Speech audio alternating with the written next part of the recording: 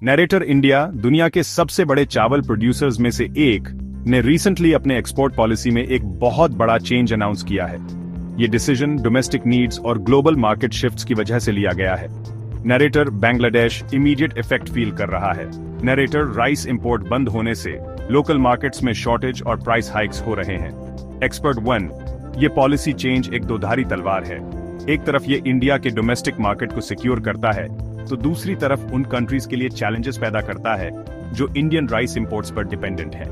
Narrator, India की नई export policy के रिपल इफेक्ट्स पूरी दुनिया में महसूस किए जा रहे हैं। जैसे जैसे नेशंस अडेप्ट करने की कोशिश कर रहे हैं, ग्लोबल फूड मार्केट एक सिग्निफिकेंट ट्रांसफॉर्मेशन से गुजर रहा है। नैरेटर, हमारे साथ बने रहिए जैसे जैसे हम ग्लोबल ट्रेड की कॉम्प्लेक्सिटीज और एवरीडे लाइफ्स पर इसके इम्पैक्ट को एक्सप्लोर करते रहेंगे। End of scene 1। Scene 2, Bharat ने बांग्लादेश के लिए चावल एक्सपोर्ट बंद किया। खाद्य संकट और दूध महंगाई। नैरेटर, बांग्लादेश, एक देश जो अपनी वाइब्रेंट कल्चर और रैपिडली ग्रोइंग इकोनॉमी के लिए जाना जाता है, आज एक सीरियस फूड क्राइसिस का सामना कर रहा है।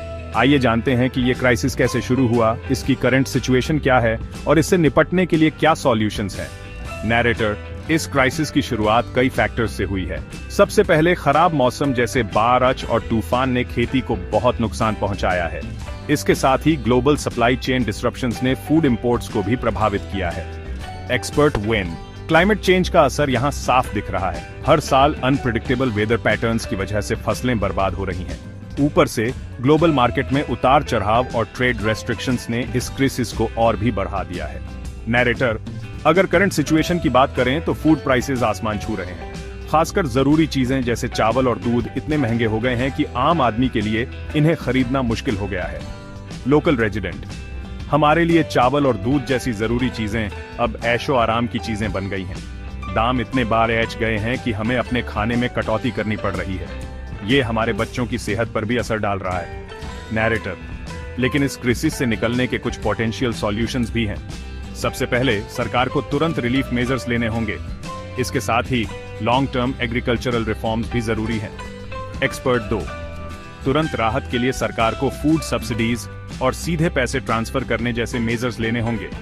आगे के लिए हमें सस्टेनेबल फार्मिंग प्रैक्टिसेस और बेहतर सिंचाई सिस्टम बनाने होंगे। इंटरनेशनल एड भी एक जरूरी रोल प्ले कर सकता है। नैरेटर, बांग्लादेश की सरकार और इंटरनेशनल कम्युनिटी इस क्राइसिस से निपटने के लिए पूरी कोशिश कर रहे हैं, लेकिन ये भी जरूरी है कि हम सब मिलकर इस मुद्दे पर जागरूकता बढ़ाएं और मदद के हर तरीके देखें। नैरेटर, आगे के एपिसोड्स में हम इस क्राइसिस के हर पहलू पर डिटेल्ड एनालिसिस करेंगे और जानेंगे कि आप कैसे मदद कर सकते हैं। हमारे साथ बने रहिए। नैरेटर, इंडिया की एक्सपोर्ट पॉलिसी में हाल ही में हुए बदलावों ने बांग्लादेश के फूड क्राइसिस में एक नया चैप्टर खोल दिया है। नॉन बासमती व्हाइट राइस के एक्सपोर्ट बैन हटोन से देश को कुछ जरूरी राहत मिलने की उम्मीद है, लेकिन लोकल इकोनॉमी और लोगों के लिए इसका क्या मतलब है? नैरेटर, इस बढ़ी हुई राइस सप्लाई के इम्पैक्ट को समझने के लिए हमने लोकल फार्मर्स और मार्केट एनालिस्ट से उनकी राय जानी। लोकल फार्मर, राइस की सप्लाई बढ़ने से हमें उम्मीद है कि कीमतें स्थिर हो जाएंगी। इससे हम बीज और दूसरी जरूरी चीजें कम दामों में खरीद पाएंगे। लेकिन इस बदलाव को बनाए रखने के लिए हमें अपनी खेती की तकनीक सुधारने के लिए भी सपोर्ट की जरूरत है। मार्केट एनालिस्ट, इंडिया से बढ़ी हुई सप्लाई दो धारी तलवार है। हालांकि यह कुछ समय के लिए कीमतें कम कर सकती है, लेकिन लॉन्ग टर्म इफेक्ट्स इस बात पर निर्भर करते हैं कि सप्लाई चेन को कैसे मैनेज किया जाता है।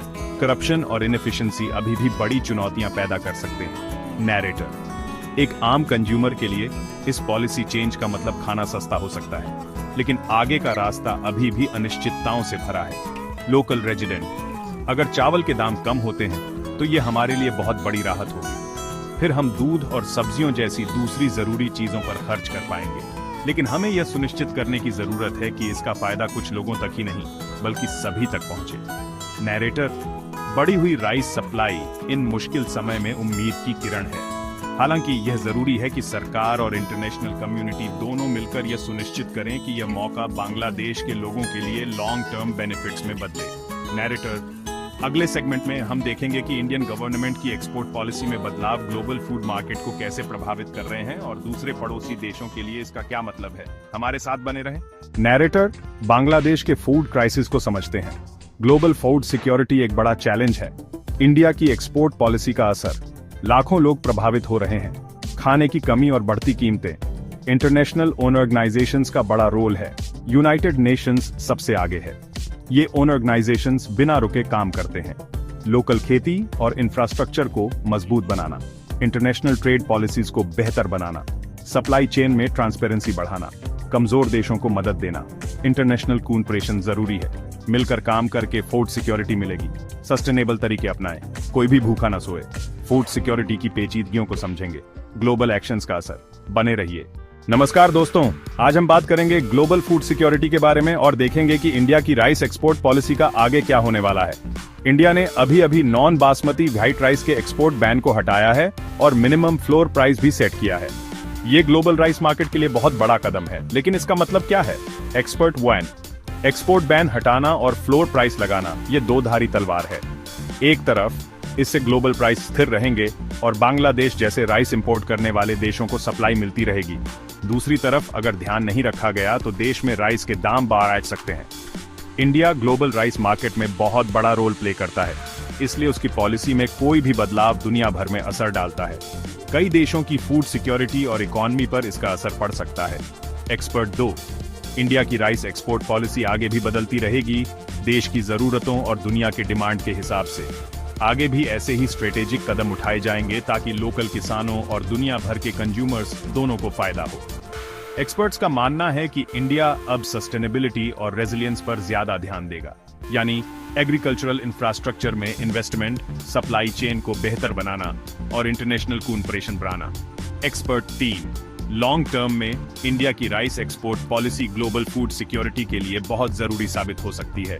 सस्टेनेबल तरीके अपनाकर और फेयर ट्रेड को बढ़ावा देकर इंडिया फूड क्राइसिस को कम करने और लाखों लोगों की रोजी रोटी में मदद कर सकता है। दुनिया अभी फूड से जुड़ी कई चुनौतियों से जूझ रही है।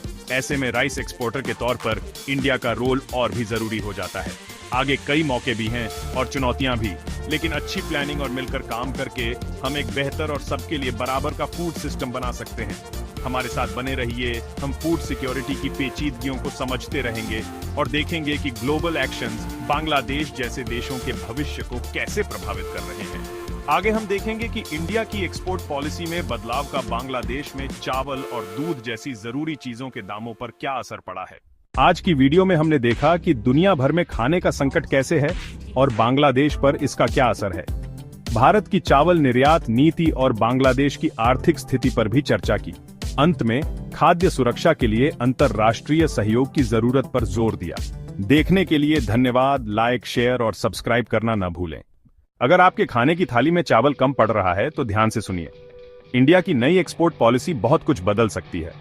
इंडिया ने नॉन बासमती व्हाइट राइस के एक्सपोर्ट पर से बैन हटा दिया है, जो जुलाई 2023 से लगा हुआ था। इसके साथ ही एक मिनिमम फ्लोर प्राइस भी रखा गया है, जो $94 प्रति टन है। पहले बासमती और पारबोइल्ड राइस पर टैरिफ और पाबंदियां कम कर दी गई थीं, लेकिन बांग्लादेश के लिए इसका क्या मतलब है? बांग्लादेश, जो खाने की कमी और महंगाई से जूझ रहा है, खासकर चावल और दूध के मामले में, उसे इस बढ़ी हुई सप्लाई से फायदा होने की उम्मीद है।